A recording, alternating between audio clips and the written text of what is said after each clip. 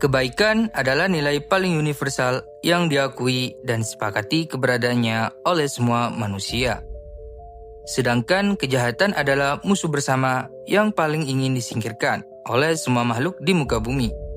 Namun muncul pertanyaan besar, mengapa kejahatan masih merajalela? Dan manusia baik itu pelaku utamanya. Bagaimana jika jawabannya jauh lebih sederhana, namun sekaligus jauh lebih menakutkan? Jawabannya ada pada satu kata, ego. Manusia pada dasarnya memilih menjadi jahat, entah itu sadar, tak sadar, atau bahkan merasa tindakannya benar. Semua berakar pada fondasi ego yang sangat besar dalam diri kita. Kita mencintai diri sendiri, tapi kita sering keliru membedakan antara cinta diri sejati yang membangun dengan cinta pada ego kecil yang merusak segalanya. Ego inilah yang membuat akal dan pikiran kita buta. Kita menjadi buta antara manfaat bagi diri atau pemenuhan ego sendiri. Ini bukan sekedar memilih keburukan. Ini adalah pilihan mematikan di mana kita rela membenarkan diri bahkan berdarah-darah hanya untuk mempertahankan ego yang tak seberapa itu. Lantas mengapa ego kita begitu kuat? Immanuel Kant menyebutnya sebagai kegagalan rasionalitas. Kita memilih kecenderungan egois, emosi, atau kepentingan diri daripada mengikuti kewajiban moral universal. Thomas Hobbes bahkan lebih lugas. Ia melihat ego sebagai naluri bawaan kita untuk bertahan hidup. Tanpa kendali, naluri ini pasti mengarah pada kekacauan. Yang paling berbahaya adalah konsep moral disengagement dari Albert Bandura. Ini adalah mekanisme di mana ego buta menggunakan rasionalisasi. Kita menyingkirkan standar moral kita sendiri, sehingga kita bisa melakukan hal jahat seperti dehumanisasi korban atau menganggap korban tidak perlu dikasihani. Perbandingan yang menguntungkan seperti kita berpikir yang saya lakukan tidak seburuk kejahatan orang lain.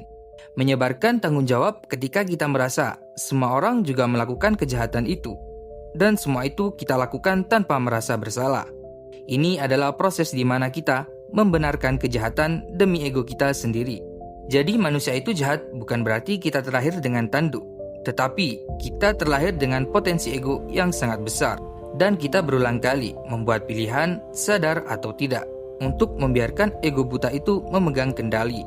Kejahatan sejati bukan datang dari iblis, melainkan dari kegagalan kita sendiri untuk membedakan mana yang benar-benar baik untuk diri dan mana yang hanya tuntutan ego kecil yang merusak.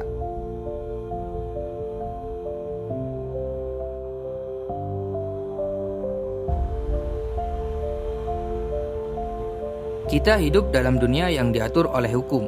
Kita percaya bahwa kejahatan akan mendapatkan hukuman. Kita tahu kriminal pasti kejahatan. Mencuri itu salah, membunuh itu kriminal, sederhana.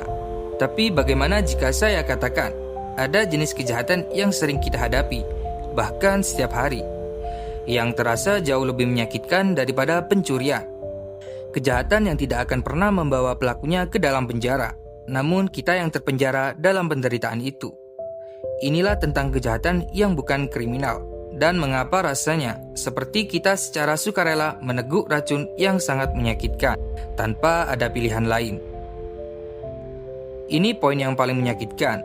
Jika kita menjadi korban pencurian, kita bisa mencari keadilan hukum. Ada jalan untuk menuntut kembali kerugian kita.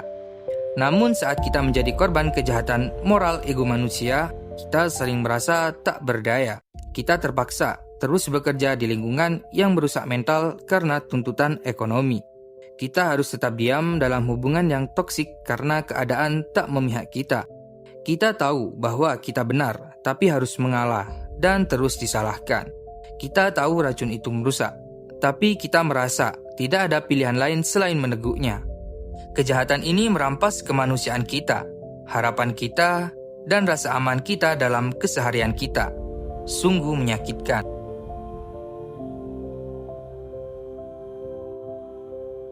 Mengapa orang-orang yang tampak normal bisa melakukan tindakan yang begitu menyakitkan? Entah itu pengkhianatan, manipulasi, atau sekedar ketidakpedulian yang kejam. Sekali lagi, jawabannya adalah ego.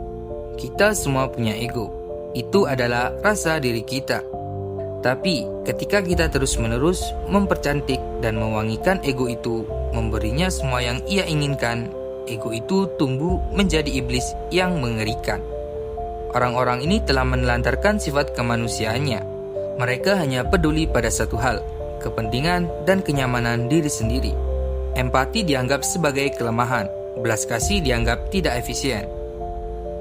Ketika kita fokus hanya pada apa yang baik untukku, kita secara tidak sadar merusak kerukunan yang sesungguhnya kita inginkan. Karena sejatinya, semua manusia pasti menginginkan kerukunan dan perdamaian. Itu adalah tujuan yang indah dan mulia. Namun, kita gagal karena kita membiarkan makhluk yang mengerikan yang kita ciptakan sendiri berdiri di tengah, menutup jalan menuju perdamaian itu. Hanya ada satu jalan terbaik, dimulai dari kita. Dari bagaimana kita menaklukkan ego kita yang tak seberapa itu. Bagaimana cara kita merawat sifat manusia kita dan tak menelantarkannya. Mengasah nurani kita, sampai moral kita benar-benar bermoral manusia. Melatih ego yang sudah menjadi monster memang agak menyesakkan. Tentu saja, melepaskan kontrol diri, mendahulukan kepentingan universal, dan lebih melapangkan dada, itu cukup menyakitkan. Setidaknya, itu bentuk latihan untuk kemanusiaan kita sendiri, dan usaha untuk banyak memberi manfaat kepada sekitar. Ketika kita menggeser fokus dari aku harus menang, menjadi kita semua bisa menjadi lebih baik, kita menemukan kepuasan yang jauh lebih dalam dan abadi. Kita menciptakan perdamaian, bukan di pengadilan, tapi dalam diri kita.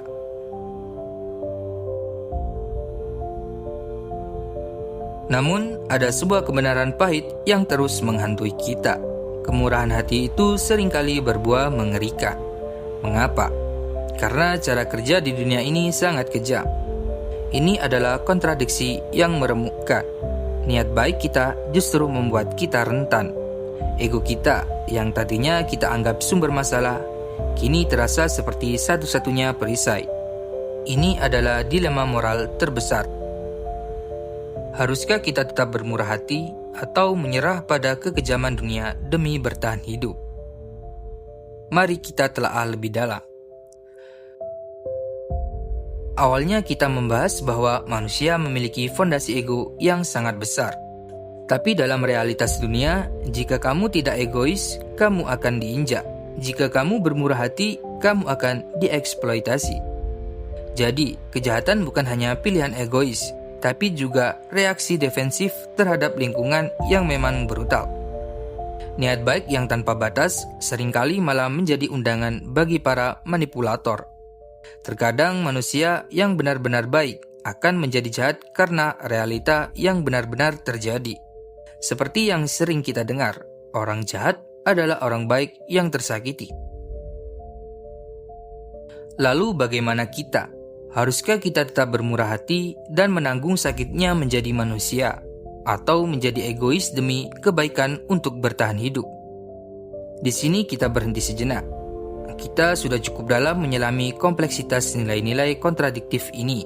Bagaimana niat baik bisa membawa hasil buruk, dan ego bisa menjadi pelindung. Maka jika kita memilih salah satu sisi dan meninggalkan yang lain, sungguh akan menjadi tindakan yang teramat bodoh. Kita tidak akan memilih salah satu.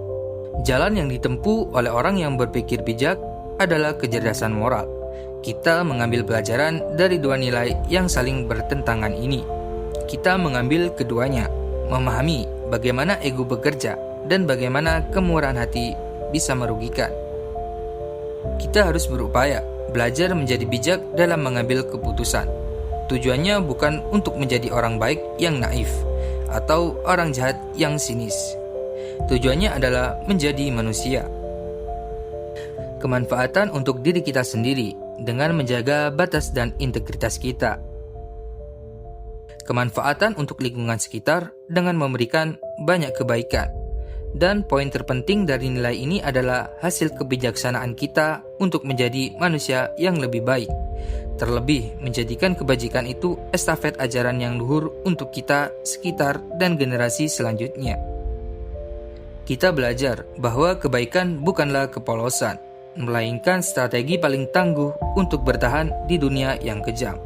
Kebaikan harus tangguh, ia harus cerdas. Marilah kita berhenti melihat ego dan kemurahan hati sebagai musuh bebuyutan, dan mulai melihatnya sebagai dua mata pisau yang harus kita pelajari cara menggunakannya. Mari kita bangun jembatan kebaikan yang abadi ini untuk generasi selanjutnya. Semua dimulai dari kita. Kita hanya terlahir sebagai manusia, namun cukup sulit untuk menjadi manusia itu. Terima kasih.